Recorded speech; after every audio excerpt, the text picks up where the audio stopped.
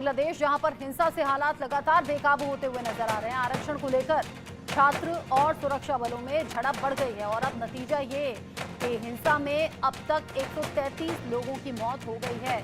Internet और mobile सेवा पूरी तरह से बंद कर दी गई है और ये हालातों को देखते हुए एहतियातन फैसला लिया गया है, क्योंकि जो हिंसा की तस्वीरें सामने आ रही हैं वो किसी भी तरीके से दंगा भड़का सकती हैं, लोगों की भावनाओं को भड़का सकती हैं। इसीलिए इंटरनेट और मोबाइल सेवा बंद करने का लॉजिक दिया गया है। रेल सेवा और जो बाकी परिवहन है वो भी इससे बाधित हुए हैं। सड़कों की स्थिति आप देखिए, जहां हजारों की संख्या में छात्र आ गए, आरक्षण का विरोध ये कर रहे हैं। आरक्षण को लेकर छात्र और सुरक्षा बलों में आमने सामने झड़प हो गई है। 133 लोगों की जान अब तक जा चुकी है। ये जो टकराव की स्थिति है ये अभी भी बनी हुई है। इंटरनेट और मोबाइल सेवा भी पूरी तरह से बंद कर दी गई है ताकि हालात और ज्यादा बिगड़े नहीं। रेल सेवा और सार्वजनिक जो परिवहन है वो भी इससे सीधे तौर पर प्रभावित हुआ है। अंदाजा आप लगाइए, जब शूट एट साइट के ऑर्डर दे दिए जाएं, जब ये कह दिया जाए कि जो कानून को हाथ में लेगा उसे तुरंत शूट कर दिया जाए, तो यहाँ पर सीधे ऑर्डर्स गोली मारने के हैं और इसी हिंसा के चलते 133 लोग अब तक जिंदगी गंवा चुके हैं। दरअसल 1971 के जो शहीद परिवार हैं वहां उन परिवारों से सदस्यों को नौकरी के लिए आरक्षण की बात सरकार की तरफ से की गई और अब ऐसे में उस आरक्षण का विरोध यहाँ छात्र कर रहे हैं। कह रहे हैं मेरिट के आधार पर, काबिलियत के आधार पर नौकरी मिलनी चाहिए, ना कि इस तरह आरक्षण के आधार पर। बांग्लादेश जहां पर बद से बदतर हो रहे हैं हालात और सुधरते हुए अभी दिख नहीं रहे। हिंसा की आग में बांग्लादेश पूरा का पूरा जलता हुआ नजर आ रहा है।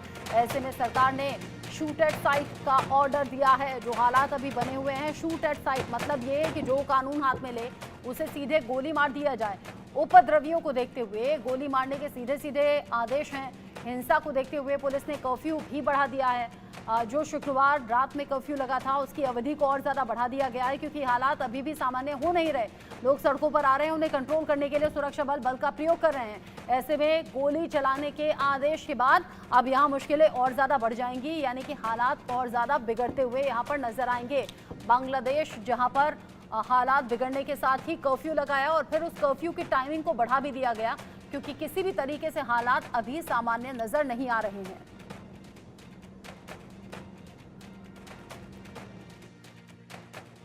वर्तमान में बांग्लादेश में जो परिस्थितियां चल रही हैं, बांग्लादेश में पढ़ने वाले Indian students, foreign students different ICP से वापस आ रहे हैं और इसी प्रोसेस में मतलब कल से और आज तक अभी तक लगभग 150 स्टूडेंट्स हमारे जो डिफरेंट आईसीपीज हैं वहां से वापस आ गए हैं इंडिया में। और बीएसएफ के सीनियर ऑफिसर्स भी बीजीबी के ऑफिसर्स के साथ रेगुलर कांटेक्ट में है।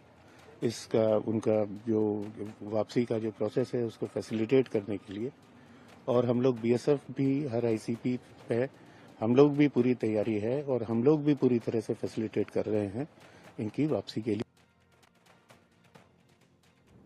बांग्लादेश में जो हालात हैं, अब बांग्लादेश में भारतीयों की वापसी होने लगी है, क्योंकि हालात लगातार वहां पर आउट ऑफ कंट्रोल हो रहे हैं।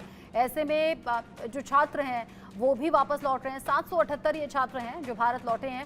150 नेपाली नागरिक हैं जो भारत पहुंच गए हैं। 8000 भारतीय छात्र अभी वहां पर फंसे हुए हैं और 15000 भारतीय वहां पर रह रहे हैं। बांग्लादेश में स्थिति जैसी है वहां पर रहना खतरे से खाली नहीं, ये लोग समझ रहे हैं।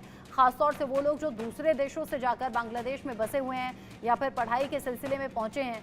ऐसे में बांग्लादेश से भारतीयों की वापसी को लेकर जानकारी मिल रही है, जिसमें ये डेटा सामने आया है। विदेश मंत्रालय की तरफ से ये डेटा साझा किया गया है और अब तक इसी हिंसक झड़प में 133 लोगों की मौत हो चुकी है। ये आंकड़ा बढ़ गया है, 105 से बढ़कर 133 हो गया है। ढाका में सार्वजनिक समारोह पर पूरी तरह से प्रतिबंध है। इंटरनेट, मोबाइल सर्विस ये शटडाउन की गई हैं। इलाके में सेना की तैनाती है, जो कि ज़रूरी भी है इन हालात में। और सबसे बड़ी बात ये, शूट एट साइट का ऑर्डर दे दिया गया है इलाके में सेना की तैनाती करने के बाद, यानी कि अगर कोई भी कानून हाथ में ले तो तुरंत उसे गोली मारने के आदेश दिए गए हैं। ऑलरेडी 133 लोग जान गंवा चुके हैं।